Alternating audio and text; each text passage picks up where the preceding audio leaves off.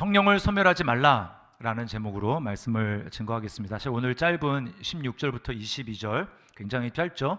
자, 짧은데 오늘 우리 그 성경에는 뭐 말며 말고 이렇게 또 뭐 취하고 이런 말이 있지만 원문에 보면 다 명령형입니다. 전부 다 싸그리 다 명령형이에요. 그러니까 7가지 명령형으로 오늘 본문이 구성이 되어 있습니다. 그 중에서 성령을 소멸하지 말라라는 것을 중심으로 해가지고 오늘 말씀을 좀 살펴보려고 합니다. 제가 신대원 졸업한 지가 이제 뭐 거의 한 10몇 년, 20년 가까이 되기 때문에 요즘은 잘 모르겠습니다만 제가 신학교를 다닐 때 이런 말들을 종종 많이 했어요. 신대원 1학년생은 성령의 불로 뜨겁고 2학년이 되면 불 구경하는 사람이 되고 3학년이 되면 불 붙은 사람, 불 끌어다니는 소방수가 된다라는 그런 말입니다. 여러분 처음 들어보셨죠? 자, 이게 씁쓸한 현실을 참 반영하는 말이에요. 그러니까 신대원을 들어간다, 신학을 공부한다. 그러면 여러 가지 뭐 동기가 있겠죠. 그러나 대부분 어떻습니까? 사명을 받아서 사실 내가 내 한평생 남은 삶을 주님을 위해서 드리리라, 복음을 위해서 하나님 나라 확장을 위해서 내가 쓰임 받으리라, 이런 마음을 가지고 신대원 신학을 하는 것 아니겠습니까? 자, 그런데 들어가게 되면 성경에 대해서 배우지만 그러다 보면 마치 성경 자체는 우리가 먹는 일을 등한시하게 될 수가 있습니다. 하나님에 대해서, 예수님에 대해서 배우게 되지만 정작 하나님을 만나고 예수님을 만나는 친밀한 교제에는 들어가지 못할 수가 있어요. 그렇게 3년을 보내게 되면 어떻게 됩니까? 머리에는 성경에 관한 지식, 하나님에 대한 지식은 많지만 정작 하나님과는 거리가 멀어져 있고 마음은 냉랭하게 되는 그런 일이 현실적으로 많이 있다라는 겁니다. 마치 이것과 비교할 수 있을 것 같아요. 전국적으로 소문이 난 그런 맛집인데 그래서 사람들은 그곳에 와서 맛을 보면서 야, 정말 맛있구나 이렇게 감탄을 하는데 정작 거기서 일을 하는, 서빙을 하고 이제 여러 가지 일을 하는, 그래서 너무나 사람이 줄 서서 많기 때문에 바쁘게 하루 종일 일을 하지만 정작 냄새도 맡고 다 하지만 그 음식은 먹지 않는 그러한 경우에 비할 수가 있겠습니다. 여러분 정말 안타까운 일이죠. 오늘 본문에서도 바울 사도는 데살로니가 교회 성도들을 향해서 굉장히 의미 있는 경고를 하고 있습니다. 성령을 소멸하지 말라. 여기서 이 소멸한다라는 말은 불길이 거세게 일어나는 그런 상황 가운데 그 불길을 제압하는 걸 말하는 겁니다. 불을 끄는 거를 말하는 거예요. 캠프파이어나 또 야외에서 고기를 숯불에 이제 구워 먹을 때 여러분이 다 보시지 않습니까? 처음에는 어때요? 막 불길이 굉장히 일어납니다. 굉장히 크게 불길이 일어나죠. 그러나 거기에 어떤 일을 더하지 않고 그냥 내버려 두면 어떤 일이 발생합니까? 시간이 지나면 그 불길은 이제 사그라듭니다. 그리고는 불은 그냥 시뻘겋게 남아있는 그 장작이나 숯불에 그냥 뻘겋게 남아있을 뿐이고, 그나마도 이제 시간이 지나면 이렇게 점점점점 보이는 수많은 이 불씨들이 있고 그나마 시간이 지나면 그것까지도 다 없어지는, 불이 꺼지는 그런 일이 생기게 됩니다. 자, 오늘 이 본문을 통해서 우리가 첫 번째 먼저 정말 깊이 도전받아야 할 건 뭐냐면 성도는 성령의 불로 타올라야 된다라고 하는 것입니다. 여러분 이것은 그냥 구원받았다, 나는 천국에 들어가는 것을 확신한다, 이 정도로 만족하고 있으라는 이야기가 아닙니다. 성령의 세례를 받아야 되고 그 상태를 계속해서 유지할 수 있도록 힘써야 된다는 거예요. 데살로니가 교회 성도들을 향해서 바울 사도가 성령을 소멸하지 말아라 라고 했다면 여러분 우리는 데살로니가 교회 성도들보다 훨씬 더 엄중하게 이 말씀을 무겁게 받아들여야 됩니다. 왜 그렇습니까? 데살로니가 성도들은 다 성령 세례 받았어요. 그래서 그들은 충만한 상태입니다. 그런 사람들이 모여서 있음에도 바울 사도가 성령을 소멸치 말아라 라고 하는 그 경고를 할 수 있는 그런 그 경고가 필요했다면 오늘날 대부분의 사람들이 성령 세례가 무엇인지 알지도 못하고 그것이 왜 필요한지도 알지 못하며 그냥 현실에 안주하며 살아가는 그런 성도들이 많은 이때에 여러분 우리를 향해서는 우리는 얼마나 그것들이 훨씬 더 필요한 사람들이겠습니까? 데살로니가 교회 성도들의 이 성령을 소멸하지 말라라고 하는 자체가 그들은 이미 성령 세례를 받아서 불타고 있음을 전제하고 있는 것입니다. 그러니까 소멸하지 말라라고 얘기했죠. 만약에 없다 그러면 성령의 불을 받으라 뭐 이렇게 얘기를 했겠죠. 그러나 받았기 때문에 소멸하지 말아라 이렇게 말씀을 하고 있는 거예요. 제가 지난주에 성령 세례에 대해서 부어진다라는 말을 썼습니다. 부어진다. 이거는 여러분 뭐가 떠오릅니까? 물이 떠오르죠. 물. 그냥 엄청나게 내리는 소낙비 또는 폭포수에 떨어지는 그 물을 생각하게 됩니다. 그럼 뭐예요? 성령 세례가 부어질 때 충만하게 우리의 부어지는 그 충만함을 부어진다라고 표현을 한 거예요. 그런가 하면 오늘 본문에서는 그 성령 세례를 뭐라고 표현합니까? 불로 이미지로 우리에게 보여주고 있어요. 세례 요한이 말했죠. 나는 너희에게 물로 세례를 주지만 내 뒤에 나보다 능력이 훨씬 많으신 분이 오시는데 그분은 성령과 불로 세례를 주실 것이다. 성령과 불로, 그 말이 뭡니까? 성령 곧 불로라고 하는 뜻이에요. 그러니까 뭡니까? 예수님이 불로 세례를 주신다라고 하는 것입니다. 실제로 오순절에 예수님이 약속하신 그 성령이 강림하실 때 어떤 일이 있었습니까? 2장에 보면 사람들이 오순절 날이 되도록까지 기도에 힘썼는데 그 당일날 성령이 임하셨습니다. 뭐라고 표현합니까? 불의 혀같이 갈라지는 것이 각 사람 위에 있었다. 불이 바로 성령 세례를 받는 그들을 나타내는 말이었어요.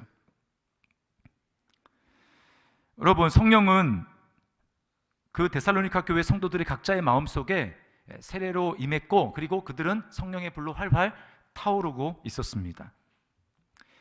우리는 데살로니가 교회 성도들을 통해서 성령 세례를 받은 사람이 어떤 모습이 되는지 우리가 지난주에 물론 살펴봤지만 다시 한번 보게 됩니다. 자, 데살로니가전서 1장 5절 말씀을 보세요. 이는 우리 복음이 너희에게 말로만 이른 것이 아니라 또한 능력과 성령과 큰 확신으로 된 것입니다. 자, 뭐라고 얘기합니까?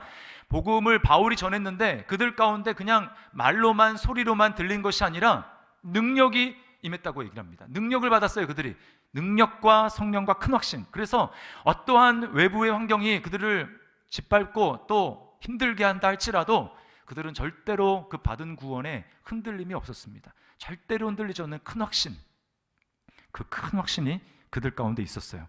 자, 뿐만 아니라 이들은 마음속에 주님을 향한 사랑과 열정이 불타올라서 담기를 힘썼습니다.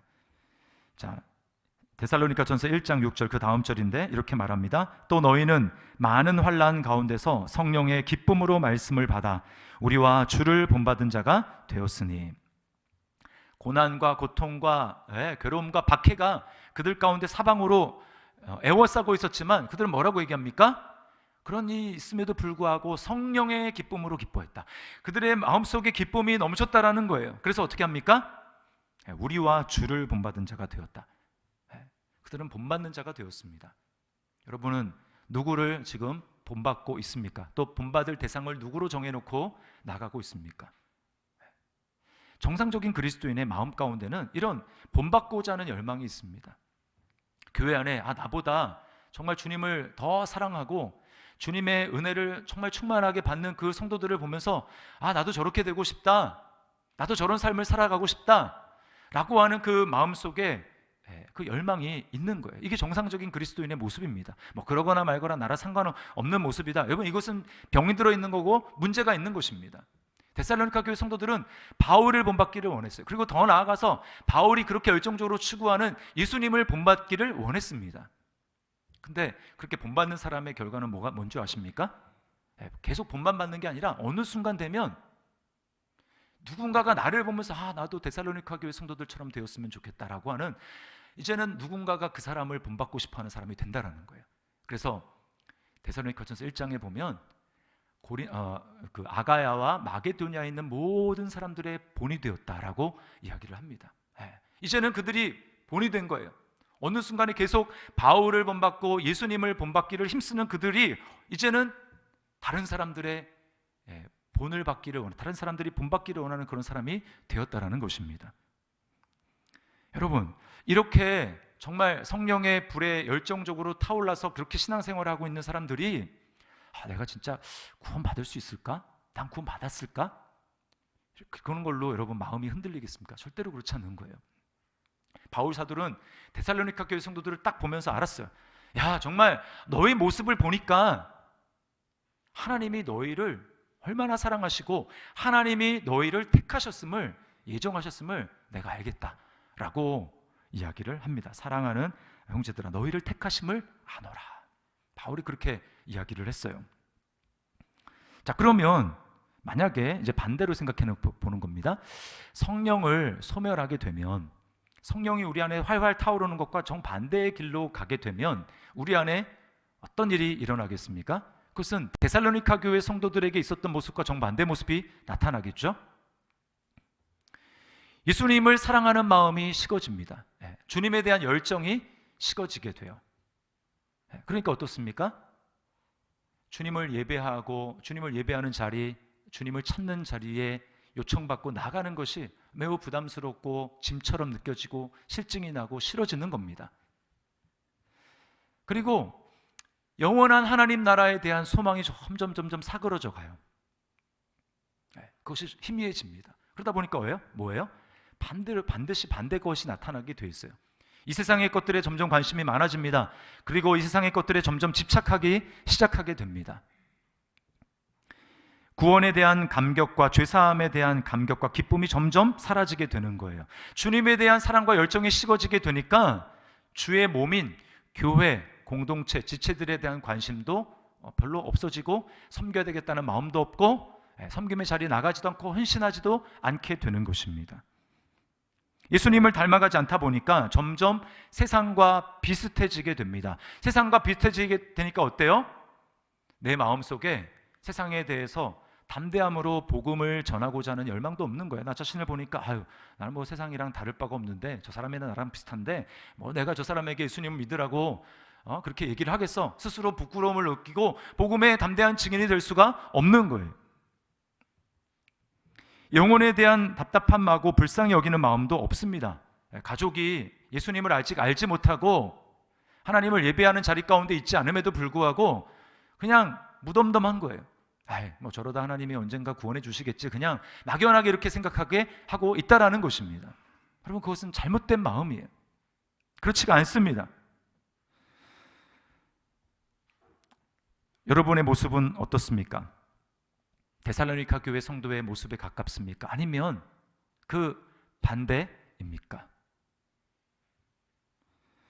성령을 소멸하고 있다면 여러분, 우리 마음속 깊은 곳에 우리가 정말 구원받은 사람이고 우리 마음에 성령님이 내주하고 계시는, 성령님이 우리 안에 계시는 그런 구원받은 성도라면 마음속에 근심이 있어요. 근심. 성령님이 근심한다고 이야기를 합니다. 만족이 없어요. 성도는 애당초 그런 세상의 것으로 채워지고 세상의 것으로 만족할 수 있는 그런 존재가 아닙니다. 성도는 그래요. 구원받은 성도는 그렇습니다. 목사님, 저는 성령을, 제가 상황을 보니까 데살로니가 교회랑 반대쪽에 있는 그런 쪽이 훨씬 더 많은 것 같은데 그런데도 저는 마음은 편한데요. 혹시 이렇게 생각하고 계시다면 여러분은 지금 마귀에게 속고 있는 것입니다. 착각하고 있는 거예요. 성령님의 음성을 애써 외면하고 있는 것입니다. 자, 그러면 성령이 소멸되는 까닭은 무엇일까요? 우리 안에 성령이 소멸되는 까닭. 자, 제가 짧게 4가지로 말씀을 드리겠습니다. 오늘 본문에 나와 있는 내용으로. 자, 첫 번째는 감사하지 않는 거예요. 감사하지 않을 때 우리 안에 있는 성령은 점점 소멸됩니다. 자, 뭐라고 오늘 본문에 명령합니까? 항상 기뻐하라, 범사에 감사하라. 그럼 감사하지 않는다라는 것은 무엇이냐면 우리 속에 예수를 믿지 않는 불경건한 타락한 모습입니다. 죄의 속성이에요. 로마서 1장에 보면 예수를 믿지 않는 이방인들에 대해서 그들의 불경건한 모습을 쭉 나열하고 있는데 그 중에서 감사하지 않는 것이 첫 번째로 나옵니다. 로마서 1장 21절 말씀 우리 같이 한번 읽어보겠습니다. 시작. 하나님을 알되 하나님을 영화롭게도 아니하며 감사하지도 아니하고. 자, 하나님을 영화롭게 한다, 하나님께 영광을 돌린다, 어려운 게 아니라 감사하는 것입니다. 근데 반대로 감사할 줄 모른다, 하나님께 감사하지 않는다, 뭡니까? 하나님을 영화롭게 하지 않고 하나님께 영광을 돌리지 않는다라는 것이고 하나님을 예배하지 않는다라는 거예요. 이것은 그냥 있을 수 있는 문제가 아니라 굉장히 심각한 문제라고 하는 것입니다. 저는 그래도 원망하지 않습니다. 불평하지 않습니다. 여러분, 그런 소극적인 태도를 지금 얘기하는 게 아니라 그걸 더 넘어서서 적극적으로 기뻐하고 감사하라고 이야기를 하는 겁니다. 언제요? 항상, 그리고 모든 일에, 범사에 그렇게 하라는 거예요. 아니, 어떻게 별로 기뻐할 일도 없는데, 좋은 일도 생기지 않았는데 기뻐하고 감사합니까? 지금 내가 마음속에 정말 간절히 원하고 있는, 소원하는 바, 기도하고 있는 제목이 아직도 이루어지지 않고 성취되지 않았는데 어떻게 기뻐하고 감사할 수 있습니까? 오히려 정반대로 짜증이 나는 일, 원망할 만한 일만, 내가 원치 않는 일만 계속해서 생기고 있는데, 그런 상황 가운데 어떻게 항상 기뻐하고 그런 상황에도 감사할 수 있습니까? 그건 목사님 너무 오버하는 거 아닐까요? 그것은 정신 이상이 아닐까요? 이렇게 우리 마음속에는 그런 생각이 들 수가 있어요. 정말 항상, 그리고 모든 일에 기뻐하고 감사하는 일이 정말 가능하기는 합니까? 여러분, 신약 성경이 우리에게 기뻐하라, 또 감사하라라고 말하는 데는 딱 한 가지의 전제가 있습니다. 전제. 그게 뭘까요? 그것은 바로 주 안에서라고 하는 거예요. 주 안에서. 빌립보서가 주 안에서라고 얘기하고요, 히브리서의 표현으로 말하면 예수로 말미암아입니다. 환경 때문이 아니라, 내게 있는 어떤 것이 아니라 주 안에서, 그리고 내 안에 계시는 예수 그리스도로 말미암아, 즉 내가 주님 안에서 있는 나의 영적인 신분과 정체성, 그것 때문에 그것을 묵상함으로 말미암아 기뻐하고 감사하라는 거예요. 우리는 할 수 있죠. 왜? 우리 구원받았으니까. 우리 안에 성령님이 계시니까. 여러분은 정말 예수님을 믿음으로 말미암아 내가 하나님의 자녀가 되었다, 하나님의 아들, 딸이 되었다라고 하는 것에 여러분 감사하십니까? 아멘. 네, 아멘. 이 땅이 아니라 영원한 하나님 나라를 유업으로, 기업으로 내가 상속받을 수 있다라고 하는 사실 때문에 여러분 감사합니까? 네, 감사해요.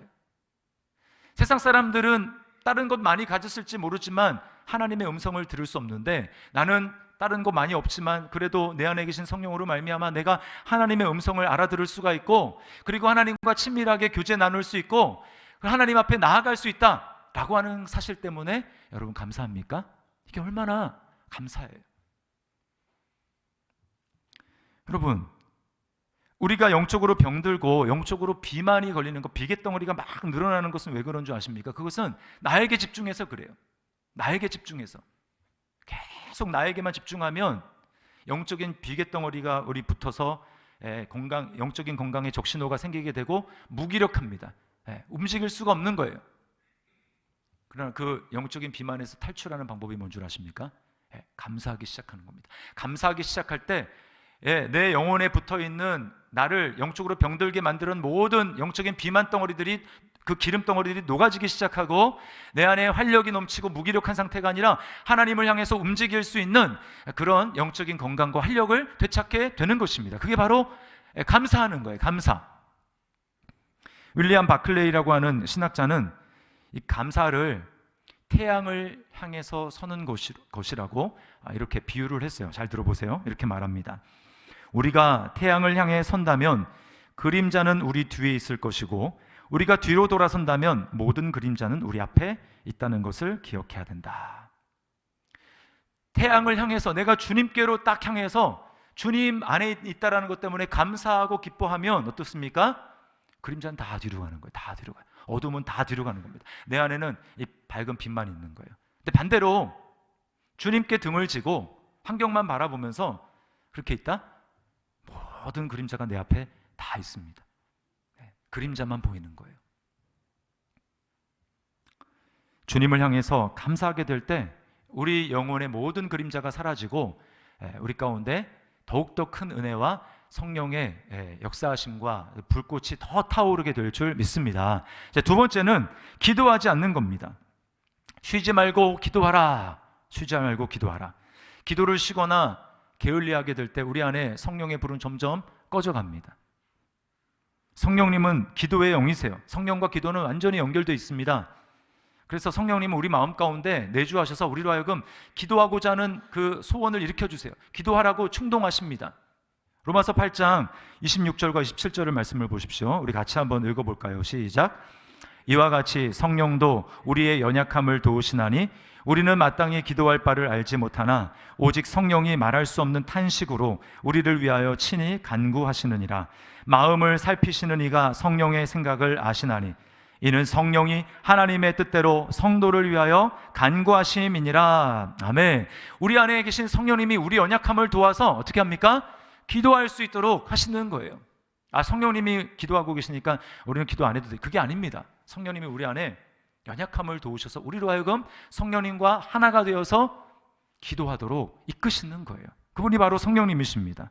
기도하면, 기도가 우리 영혼의 호흡이라고 얘기하잖아요. 호흡, 들이마시고 숨쉬고. 이건 이제 생명을, 우리 안에 하나님과의 어떤 생명력을 얘기한다면, 제가 말씀을 준비하고 묵상하면서 이 호흡이라고 할 때 이 바람 부는 것, 이 부분에 대해서 좀 더 깊은 묵상을 하게 됐어요. 바람을 후 부는 겁니다. 영혼의 바람이 부는 거예요. 여러분, 그 불씨가 살아있으면 바람 불면 어떻게 됩니까? 죽어가는 불이 다시 살아나죠. 기도가 마치 이와 같은 거예요. 우리 영혼 가운데 바람을 불어넣는 것입니다. 그래서 성령을 루아우라고 하는데, 루아흐, 이게 이제 히브리 말로 루아우인데 그거는 바람이라는 뜻이거든요. 바람. 성령이라고 하지만 그 루아흐는 그냥 바람이라고도 얘기합니다. 근데 그 기도의 바람을 불어넣을 때 우리 안에 성령께서 불타오르기 시작하시는 거예요. 교회마다 차이가 있기는 합니다만 전통적으로 한국교회에서 기도를 굉장히 많이 강조했던 그런 교단은 순복음입니다. 순복음. 그래서 교회는 오순절을 경험을 해야 된다. 오순절은 지금도 있다. 그래서 우리는 방언도 받아야 되고 은사도 다 받아야 된다라고 이야기를 하면서 굉장히 기도를 강조를 많이 했습니다. 그래서 여러분, 지금은 모르겠어요. 제가 지금 모르겠는데 예전에 순복음 교회 다니면서 방언 못하는 분은 없습니다. 우스갯소리 이런 얘기까지 있었어요. 그 한월산 기도원에는 개도 방언을 한다. 뭐 이런 얘기가 있었습니다. 물론 부작용도 많이 있었어요. 은사가 아니라 제가 지난주에 말씀한 것처럼 하나님의 사랑이 부어지는, 하나님 자신을 구하는 것에 더 초점을 맞추어야 되는데 은사 쪽으로 치우치다 보니까 문제가 많이 있었죠. 그럼에도 불구하고 여러분, 그분들이 정말 하나님 앞에 그 기도하기에 힘썼기 때문에 하나님이 성령을 주시는 겁니다. 그래서 어떻습니까? 저는 말로만 듣고 실제로 보진 못했는데 한참 부흥하던 시기에 그 순복음 교회는 구역장 뭐 할 때 이렇게 성도들 붙여주는 게 아니라 그냥 빨간 가방 하나 줬대요. 구역장한테 빨간 가방 들고 다니면 구역장이라는 표시였다고 합니다. 빨간 가방 딱 받으면 뭐 충만하니까 뭐 구역원 아무도 없어도 가가지고 막 전도해서 그 구역원이 막 불어나는 겁니다. 10명, 20명. 그래가지고 또 이제 그 안에 빨간 가방 줘가지고 또 분리시켜가지고 나가고. 성령 세례를 받고 담대한 예수 그리스도의 증인이 되니까 부흥하는 거예요. 근데 그 당시에도 그것이 못마땅해가지고 비판하는 그런 목사님들 많이 있었어요. 저 뭐 기억납니다. 비성경적이다. 오순절이 이미 지금은 성령 시대고 예수님 그 성령이 이미 강림하셨는데 무슨 또 성령을 받는단 말이냐? 우리 안에 성령님이 계신데 뭐 위에서 성령이 또 오시냐? 인간의 머리로 판단하는 거죠. 우리가 예수 믿을 때 이미 성령 받았는데 무슨 성령의 세례를 또 받느냐? 다 받았다고 하니까 이제 뭐 구할 게 없는 거죠. 그런데 문제는 뭐냐? 정작 그렇게 얘기하는 분들이 별로 기도하지 않습니다. 복음을 전하지 않아요. 전도하지 않습니다. 여러분, 이런 현상을 두고 로이드 존스 목사님 뭐라고 했냐면 죽은 정통이라는 말을 했어요. 죽은 정통. 정통을 강조합니다. 정통을 강조해요. 우리는 이런 정통에 서 있다. 그런데 죽었어요. 활력이 없습니다. 주님을 향한 열정이 없습니다. 복음을 전하지 않습니다. 그러면 조금 잘못돼 있더라도 조금 기본은 근본적으로 예수 그리스도가 주라는 거 다 시인하고 하지만 실천에 있어서 조금 잘못된 점이 있는 그 사람이, 그러나 열심히 주님을 구하고 성령 충만해서 복음의 증인으로 살아가는 사람과 정말 아는 거 다 알면서 정통이라고 얘기하면서 그러나 주님을 향한 열심이 없고 기도하지 아니하며 복음의 증인으로 살아가지 않는 그 사람을 주님이 볼 때 누구를 칭찬하시겠습니까? 신앙생활은 우리가 보통 자전거에 비유합니다. 자전거 처음에 배울 때 여러분 어떻습니까? 자주 넘어지죠. 앞으로 가는데 원하는 대로 이게 방향이 안 가요. 나는 왼쪽으로 가려고 그러는데 오른쪽으로 가고 반대로 되지 않습니까? 그러면서 자주 넘어지죠. 그런데요, 일단 넘어지더라도 움직이면 소망이 있어요. 왜요? 배워주는 사람이, 가르쳐주는 사람이 뒤에서 잡아주거든요. 그러면은 나중에는 제대로 가게 됩니다. 근데 문제는 아예 움직이질 않는다. 그러면요, 배울 수가 없는 거예요. 앞으로 나가지가 않는 겁니다. 우리가 뭘 다 알고 신앙생활을 하겠습니까? 그렇지 않죠. 그러나 우리 마음 가운데 틀릴 수 있지만 주님을 향한 열정으로 가다 보면 주님이 바로 잡아주시는 거예요. 비판만 하면서 기도하지 않고, 하나님의 은혜를 구하지 않고 있으면서 머리로 다 판단하면서, 그러나 정작 자기 삶에는 증인의 삶도 없고 주님의 은혜를 갈망하며 기도하는 기도의 삶도 없고, 그렇다면 여러분 움직이지 않는 자전거와 똑같습니다. 그거는 소망이 없어요. 어떻게 해줄 수가 없습니다. 좀 다르게 나가도 앞으로 움직이면 방향 교정해 줄 수 있어요. 저는 이런 일들을 너무나 많이 봤습니다. 제가 이전에 섬기던 교회에서 교회가 크지 않은 교회에서 이제 오시는 분들이 있어요. 개척교회 섬기고 왔는데, 근데 이제 그 개척교회다 보니까 성경 프로그램, 성경 공부 이런 프로그램이 없잖아요. 없고 그냥 이제 기도를 하고, 그다음에 이제 목사님이 이렇게 얘기해 주는 거기 말씀에 순종해 가지고 이제 순종하는 훈련이 잘 되신 분들이 있어요. 근데 그분들은요, 하나님을 체험을 했어요. 체험을 알아요. 그래서 이제 그분들이 훈련을 받기 시작하잖아요. 목사가 이렇게 가이드를 해주면 완전 날개를 답니다. 날개를. 신앙이 그냥 쭉쭉쭉 성장하는 거예요. 근데 반면에 무슨 이렇게 성경 공부 굉장히 많이 했어요. 성경 공부를 굉장히 많이 했는데, 그러나 기도의 훈련이 되어 있지 않습니다. 그리고 판단은 많이 하지만 정작 순종해야 될 순종의 훈련이 잘 안 돼 있어요. 그런 분들은 좀 어렵더라고요. 성장이 안 됩니다. 신앙이 성장이 안 돼요. 여러분 기도해야 됩니다. 기도하지 않을 때 우리 성령의 불을 꺼트리게 되는 거예요. 세 번째는 말씀을 무시하는 것입니다. 예언을 멸시하지 말라. 자, 초대교회에는 신약 성경이 없었습니다. 신약 성경은 나중에 기록된 것이죠. 자, 이 지금 데살로니가 교회 성도들은 신약 성경이 없었어요. 그들은 사도의 그냥 가르침만을 받을 뿐이었습니다. 그런데 사도들도 이제 몇 명 안 되지 않습니까? 12명인데 점점점 순교당하고 사도의 숫자가 줄어들어요. 그러다 보니까 어떻습니까? 복음은 엄청나게 퍼져가지고 믿는 사람들은 엄청 늘어나지 않습니까? 소아시아, 갈라디아, 에베소 이런 데 교회가 생기고, 더 나가서 유럽에 빌립보, 고린도 이런 데에 교회가 세워지지 않습니까? 그럼 사도들이 그걸 다 커버할 수가 없죠. 근데 성경은 없어요. 모였어요. 예수를 믿어요. 그럼 이게 예배를 하고 뭔가 해야 되는데 어떻게 합니까? 그때 그래서 하나님이 그 시기에, 독특한 시기에 하나님이 부어주신 은사가 뭐냐면 바로 예언이라고 하는 은사예요. 그래서 예언의 은사를 받은 사람들을 입을 통해 가지고 하나님이 말씀을 주시는 겁니다. 교훈을 주시는 거예요. 가르침을 주시는 거죠. 거기에 순종하도록 하는 것입니다. 그러니까 요즘으로 오늘날로 이 예언을 멸시치 말라라고 하는 말은 뭐냐? 그것은 바로 성경 말씀이고요. 성경 말씀에 근거해서 말씀을 풀어서 선포하는 목사의 설교입니다. 종교개혁자들은 다 공히 설교는 예언의 실행이라고 다 주장했어요. 데살로니가 교회의 성도들은 하나님 말씀을 멸시하지 않았습니다. 아주 귀하게, 무겁게 받아들였어요. 자, 데살로니가전서 2장 13절 말씀 우리 함께 읽어보겠습니다. 같이 읽습니다. 시작. 이러므로 우리가 하나님께 끊임없이 감사함은 너희가 우리에게 들은 바 하나님의 말씀을 받을 때에 사람의 말로 받지 아니하고 하나님의 말씀으로 받음이니 진실로 그러하도다. 이 말씀이 또한 너희 믿는 자 가운데서 역사하느니라. 네, 데살로니가 교회 성도들이 그렇게 많은 열매를 맺을 수 있었던 이유가 무엇인가? 바울 사도가 외모가 사실 시원치 않았다고 다들 이야기를 하잖아요. 그것 때문에 고린도 교회 성도들은 시험에 들었습니다. 바울 사도가 외모가 시원치 않으니까.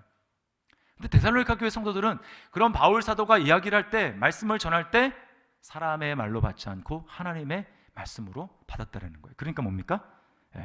너희 믿는 자 가운데서 역사하느니라. 이 말씀이 너희 믿는 자 가운데서 역사하느니라. 자, 여러분은 하나님 말씀을 어떻게 대하고 있습니까? 여러분, 오늘날 우리는 객관적인 자료상으로는 역사에 이렇게 풍부한 적이 있었나 싶을 정도로 굉장한 풍부한 시대에 살아갑니다.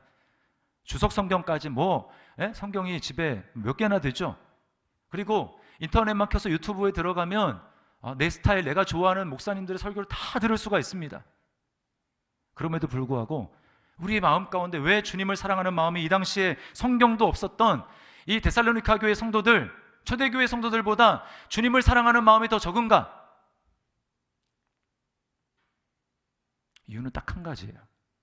하나님의 말씀으로 받지 않는 것입니다. 예언을 멸시하는 것입니다. 말씀을 무겁게 받아들이지 않는 거야. 그거는 목사님이니까, 목사님 말씀이니까 그렇게 얘기하는 거겠지. 여러분, 이 시간에 만약에 제가 아니라 예수님이 정말 이 앞에 나타나셔서 하나님이 영으로 어떤 모습으로 나타나셔서 여러분에게 말씀을 한다고 한번 생각을 해보십시오. 여러분, 어떻게 듣겠습니까?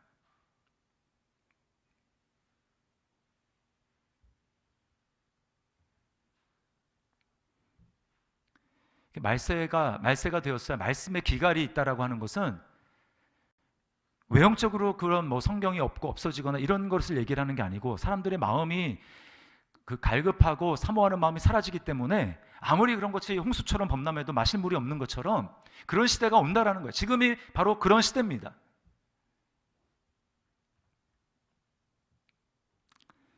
제가 이렇게 교회 목회를 하면서 보면 똑같은 말씀인데 정말 은혜를 경험하고 체험을 하고 믿음이 성장하고 하나님을 누리는 사람의 공통적인 특징이 있어요. 뭔 줄 아십니까? 하나님의 말씀을 심각하게 듣고 받아들이는 거예요. 예언을 멸시하지 않는 것입니다. 하나님의 말씀을 멸시하지 않는 거예요. 제가 이제 간혹 집에 이제 주일날 예배 드리고 저녁 때 식사를 하면서 아이들에게 묻습니다. 야, 오늘 중고등부 예배를 드렸는데 전도사님이 무슨 말씀해 주셨니? 얘기해봐. 그럼 이제 바로 그날 들은 거잖아요. 바로 그날 들은 거. 근데 이제 바로 딱 나올 거를 저는 기대를 하는데 반응이 어떤 줄 아십니까?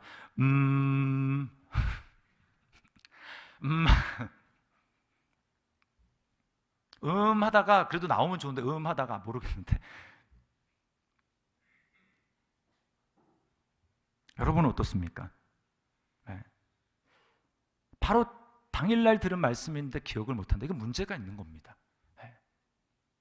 말씀을 갈급함으로 먹지 않는 거예요. 그냥 들은 겁니다. 듣고 잊어버리는 거죠. 우리 교회 집사님 한 분이 이제 최근에 지인으로부터 이제 마음의 상처를 받았다고 합니다. 근데 그 지인은 이제 교회 밖에 이제 믿는 분인데 예수님을 믿는 분이라고 해요. 근데 상처를 받았어요. 그러다 보니까 예수 믿는 사람들에 대한 신뢰가 없어지면서 모든 게 다 만사가 귀찮다는 겁니다. 다락방도 이제 다 때려치고 이제 다 그냥 그만둬야 되겠나 보다 이렇게 생각을 했어요. 근데 그렇게 생각하고 있는데 이제 그 주에 예배를 드리러 왔는데 설교가 뭐였냐면 성도의 교제라고 하는 설교였습니다. 그 설교를 딱 들으면서 그냥 여러분 감정대로 하면 그래 믿는 사람도 어쩔 수 없어. 다 다락방도 다 필요 없어. 그냥 그렇게 할 수 있을 텐데 그 말씀을 들으면서 말씀을 무겁게 가볍게 경홀히 여기지 않고 말씀을 무겁게 받아들인 거예요. 그래서 돌이킨 거죠. 그러면서 삶이 회복이 됐습니다. 그런가 하면 또 시댁 식구들이 너무 미운 거예요. 예수도 안 믿을 뿐만 아니라 정말 말도 안 되는 걸로 꼬투리를 잡고 힘들게 하는 그 시댁 식구들 어른들 막 너무 미운데 그래서 막 마음이 어떻게 할 수가 없는 겁니다. 이분이 이제 한 게 뭐냐면은 한 1년 동안 계속 이제 차로 교회를 왔다 갔다 주일날 예배뿐만 아니라 수예배도 나오고 때로 그리고 이제 중보기도도 하셨나 봐요. 중보기도. 그래서 교회에 또 중보기도 하러 나오고 그럴 때 차로 오가면서 계속 제 주일 말씀을 반복해서 듣는 것입니다. 그리고 기도하는 거예요. 기도하다가 이제 또 시댁의 어른들이 한 그 말이 생각나면 욱하면 또 이제 막 욕도 하고 하나님 욕 좀 하겠습니다. 욕도 막 하고 그 1년 동안 그렇게 했대요. 그다음 1년 지나니까 놀라운 일이 벌어졌는데 욕을 하려고 하면 더 이상 욕이 안 나와요. 할 욕이 없더래요. 그 말씀을 계속 듣고 기도하는 중에 그 마음을 하나님이 만져주신 겁니다. 그래서 시댁에 대해서 오히려 기도하고 긍휼히 여길 수 있는 마음을 하나님이 주셨다라는 거예요. 여러분, 이것이 놀라운 역사죠. 이게 바로 예언을 멸시치 않고 말씀을 멸시치 않는, 그 말씀을 존귀하게 여기고 귀하게 여기고 무겁게 여기는 삶에서 나타나는 역사라는 것입니다. 그리고 마지막은 절제하지 않는 것입니다. 22절에 보니까 악은 어떤 모양이라도 버리라. 자, 여기에 모양이라는 말을 주목하세요. 악 자체가 아니라 모양입니다. 우리 주변에도 보면 그 자체는 죄가 아니지만, 그러나 그 행위를 절제하지 못하고 계속해서 하게 됐을 때 하나님으로부터 점점 멀어지고 우리의 마음을 열정에서, 주님을 향한 사랑의 열정에서 식어지게 만드는 것들이 꽤 많이 있습니다. 그렇죠? 뭐 예를 들면 뭐가 있을까요? 뭐 드라마 시청, 뭐 유튜브 시청, 또 온라인 쇼핑, 맛집 방문, 여행, 그런 것들은 잘 선용하면 뭐 우리에게 도움이 될 수 있는 그런 것들이죠. 그러나 절제하지 못하면 영적 생활에 큰 해악을 끼치게 돼요. 어떤 목사님이 이제 당구를 배우기 시작하셨는데, 당구에 막 재미를 붙어가지고 심취를 하셨나 봐요. 근데 이제 좀 넘어가셨어. 그래가지고 주일날 앞에서 강단에서 딱 이제 예배를 인도하는데 성도들의 머리가 당구 다마로 이렇게 보이는 겁니다. 그래서 여기서 이렇게 딱 치면은, 얇게 딱 치면은 맞고 저기 착착 맞아, 이렇게 딱 되겠다. 막 이게 이제 예배 시간에, 여러분 예배가 제대로 되겠습니까? 막 집중해도 막 힘든데. 그런가 하면 뭐 이제 주일날 예배 드리는데 토요일날 밤늦게까지 이제 이렇게 주말 드라마 막 몰아보고, 그러면서 막 남주 여주 막 이렇게 감상하고, 그리고 이제 주일날 딱 와서 예배를 드렸어요. 예배를 딱 드리는데 우리 참회 기도합시다, 또 찬양 들으면서 이제 합심해서 기도합시다라고 딱 해서 눈을 딱 감는 순간 어떻습니까? 어제 봤던 드라마의 장면이 왔다 갔다 하는 거죠. 여러분, 기억하십시오. 우리 육신적인 것을 추구하는 것, 방종으로 나가는 것은 성령님과 절대로 같이 할 수가 없어요. 악은 어떤 모양이라도 버리라. 절제하지 아니하면 우리 안에 있는 성령의 불은 점점 희미해지고 꺼져가게 되는 것입니다. 무디와 함께 부흥을 이끌었던, 함께 사역을 했던 이렇게 목사님 중에 R.A. 토레이라고 하는 분이 계세요. 그분은 특별히 이제 이 절제하는 부분에 대해서 이 사치하는 것에 대해서 굉장히 경계를 하면서 이렇게 말을 했습니다. 솔직히 말해서 나는 사치스러운 삶을 두려워한다. 죄를 두려워하는 것만큼 두려워하지는 않지만 죄 다음으로 두려워한다. 사치스러운 삶은 성령의 능력을 사라지게 만들 수 있는 매우 교묘하고 강력한 적이다. 기도와 금식이 아니면 쫓아낼 수 없는 작은 악마들이 오늘날에는 너무 많다. 작은 악마들. 여러분의 삶에 있어서 작은 악마들은 무엇입니까? 작은 악마들. 기도와 금식이 아니면 쫓아낼 수 없는 사소한 것처럼 보이는, 그러나 작은 악마들 무엇입니까? 그것이 우리로 하여금 성령의 불을 꺼트리는 거예요. 오늘 말씀을 기억하십시오. 성령을 소멸하지 말라. 성령의 불을 끄지 말라. 이 말은 더 활활 타오르게 할 수도 있고 꺼트릴 수 있는 방향으로도 그렇게 나아갈 수 있다는 것입니다. 우리는 선택해야 돼요. 어떤 것을 선택하겠습니까? 우리는 당연히 성령을 소멸하지 말아라 라고 하시는 그 말씀에 순종하며 따라야 되겠죠. 여러분, 이제 우리는 고난주간을 한 주 앞에 둔 십천 가운데 있습니다. 여러분과 예수님의 거리는 어떻습니까? 예수님을 바짝 쫓아가고 있습니까? 아니면 적당하게 멀찍이 거리를 두고 너무 가까운 건 부담스러워 하면서 멀찍이 거리를 두면서 그렇게 가고 있습니까? 아니면 점점 주님의 뒷모습이 멀어지면서 주님으로부터 멀어지고 있습니까? 그것은 지금 성령의 불이 꺼져가고 있는 거예요. 성령을 소멸하고 있는 것입니다. 돌이키셔야 됩니다. 돌이키고 우리 안에 성령의 불이 타오를 수 있도록 나는 예전에 한 번도 그렇게 타오른 적이 없다라고 하시는 분은 간구하셔야 돼요. 그냥 그대로 있어도 좋다는 얘기가 아니라 여기 성령을 소멸하지 말라라고 하는 말은 성령으로 타오르라는 것입니다. 주님, 내게 이번에 그러한 하나님의 성령의 불을 경험하고 정말 주님의 사랑으로 불타오르는 그러한 사람 되기를 원합니다. 작정하고 그렇게 나아가야죠. 그리고 예전에 그런 것을 경험했는데 지금은 제가 말씀드린 이러한 이유로 말미암아 감사하지도 않고 기도를 게을리하고 말씀을 멸시하고 무시하고 그리고 절제하지 않는 그 모습으로 말미암아 지금은 다 잊어버렸다면 다시금 회복하는 것입니다. 이번 특별 새벽 부흥회가 우리로 하여금 다시 한번 우리 마음 가운데 성령의 불이 활활 타오르는 계기가 되어야 할 줄 믿습니다. 그리고 내일부터 시작되는 미리 심는 새벽 기도회를 통해서 우리 안에 불씨가 살아나기를 원해요.